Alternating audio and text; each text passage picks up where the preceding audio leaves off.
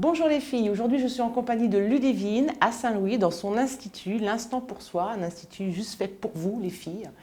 Et elle va répondre à la question de Lucie, 49 ans, qui voudrait connaître les contre-indications de la balnéothérapie. Il n'y a pas beaucoup de contre-indications, mais c'est déconseillé pour les femmes enceintes parce que l'action des jets et des bulles vont peut-être donner des contractions, mais ce sera à partir d'un certain nombre de termes de grossesse. Voilà. En début de grossesse, ce n'est pas gênant. Et après aussi, c'est déconseillé pour les gens qui ont des problèmes de peau, genre les eczémas, les gens qui ont de l'asthme aussi. Après, c'est sur un avis médical, hein. Ce n'est pas considéré comme un problème majeur, mais Prendre certaines précautions voilà. dans des cas vraiment spécifiques Voilà. et assez rares finalement, quoi. Donc ça convient à la majorité des personnes finalement. Oui, ça convient à la majorité des personnes.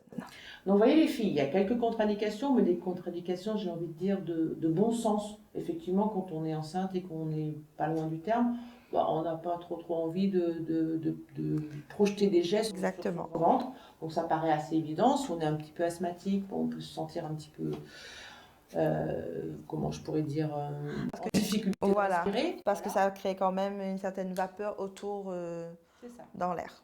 Donc j'ai envie de dire, pas de contre-indication majeure. Non. Ça convient à pas mal de gens. Voilà. Alors Lucie, j'espère que Ludivine a répondu à ta question.